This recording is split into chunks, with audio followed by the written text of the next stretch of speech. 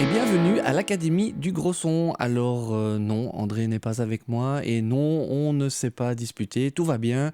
On a juste décidé de faire des vidéos en plus de celles qu'on fait tous les deux ensemble, un peu chacun dans notre coin pour traiter de plus petits sujets et comme ça pouvoir couvrir plus vite le monde merveilleux et fantastique de la production musicale. Alors aujourd'hui, moi je vais vous parler de la compression parallèle. La compression parallèle, c'est quoi? C'est le fait d'utiliser un son d'une source qu'on a, ça peut être une grosse caisse, une caisse claire, une voix, ou même tout un mix, ou un ensemble de sources, et d'envoyer tout ça dans un bus, une piste parallèle qu'on va compresser. L'idée, c'est de se dire, tiens, j'ai un son de base qui est chouette, mais il lui manque un truc, ça manque de pêche, ça manque de présence, de corps, de définition. On va pouvoir faire, en envoyant ça dans un autre bus qu'on va pouvoir torturer, ne pas toucher à notre son d'origine, torturer le bus parallèle et du coup le mélanger subtilement dedans et ramener ce qu'on a envie de ramener sans toucher, vraiment altérer notre son d'origine. C'est une technique que moi j'utilise tous les jours en mixage. Ici, je vous en parle plus dans le cadre du mixage. Ça peut se faire aussi en mastering, par exemple. On l'utilise évidemment de façon différente, peut-être un peu moins drastique, forcément. C'est une technique qui est plutôt, je dirais, intermédiaire. C'est pas débutant, c'est-à-dire qu'il faut connaître ce qu'est une compression, un peu comment ça marche, et deux, trois éléments de ce genre de choses. Alors, je vais vous montrer mon exemple ici. Donc, c'est une prise de son de batterie que j'ai fait récemment. Je vais vous faire écouter ça.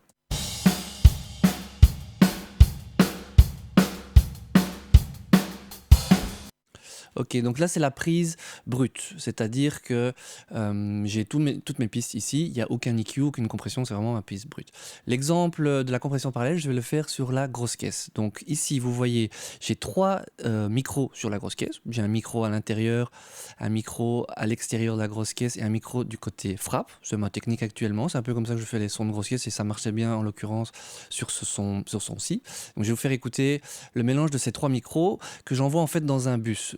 Pourquoi je fais ça? Parce que je considère que ce bus-ci, c'est mon son de grosse caisse. Donc c'est la balance de mes trois micros. Je vous fais écouter.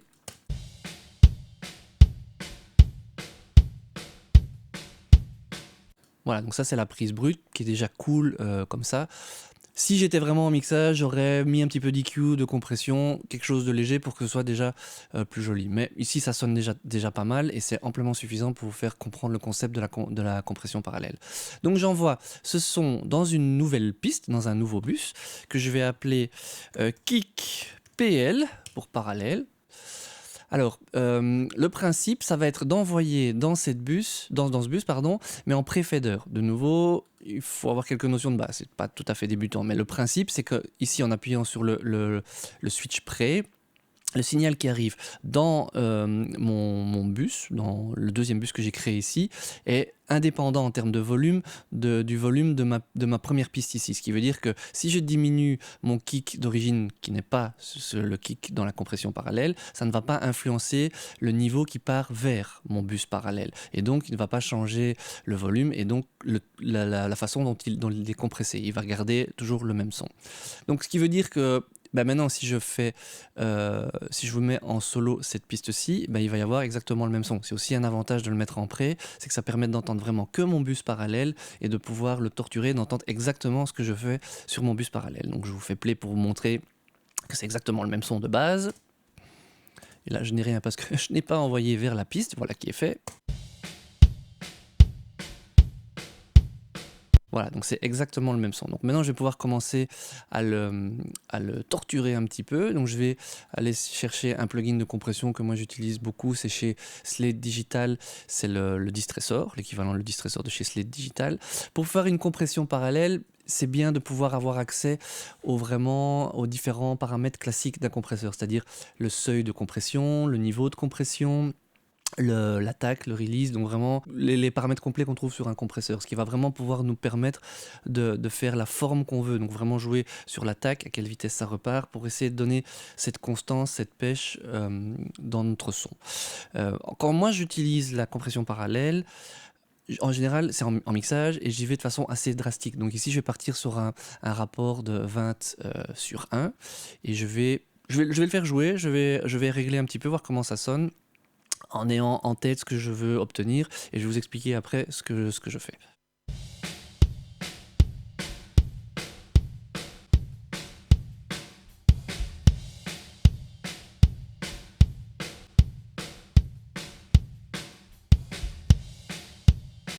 Voilà. Donc ce qui s'est passé ici, c'est que d'abord j'ai réglé un petit peu le niveau d'input parce que c'est l'équivalent un peu du seuil dans ce plugin-là. Donc plus je le monte en gros et plus ça compresse, c'est un peu l'idée.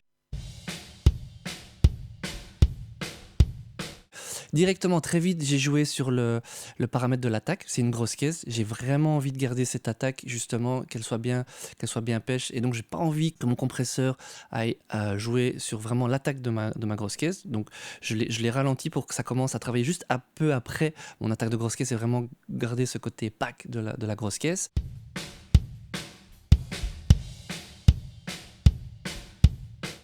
Ensuite, j'ai changé le paramètre du release pour que le compresseur ne remonte pas trop vite tout ce qu'il y avait derrière justement cette attaque. J'avais envie de garder ce côté, un peu rajouter un genre de sustain, on pourrait dire, de corps sur la grosse caisse. Et puis ensuite, j'ai juste un peu adapté le niveau pour qu'il soit cohérent par rapport à ma première piste. Maintenant, ce que je vais faire, c'est que je vais mettre les deux pistes en solo. Je vais diminuer ma compression parallèle et je vais l'amener au fur et à mesure en le mélangeant pardon, au premier son et aller ramener juste derrière ce petit pêche, ce petit côté plus gros son de grosse caisse que j'ai envie d'obtenir et le doser par rapport à la grosse caisse d'origine.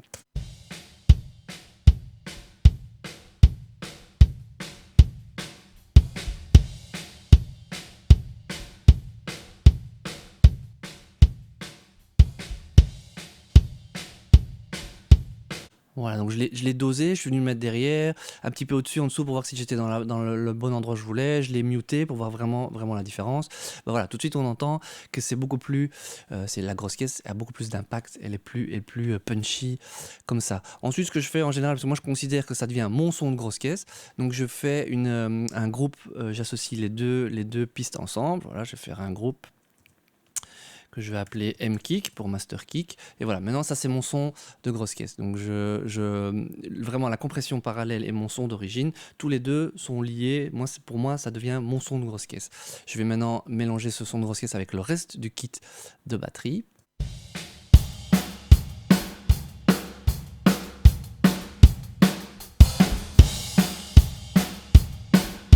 Voilà, on entend que par rapport aux autres éléments qui n'ont pas été traités, et ici la grosse caisse n'a pas été, il y a encore rien d'autre qui a été fait en fait sur la grosse caisse.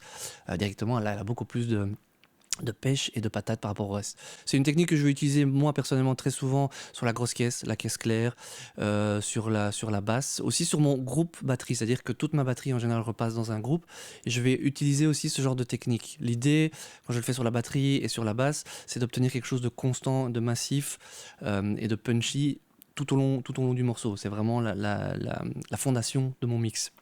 J'utilise aussi ça énormément sur les voix lead pour que la voix par exemple reste toujours bien présente et ne se fasse jamais manger par le reste des instruments. Après, ça peut servir sur n'importe quoi. À chaque fois que vous entendez, vous avez un son qui manque, vous dites tiens, là je pourrais ramener un petit peu plus de pêche, un peu plus de définition ou un peu de présence.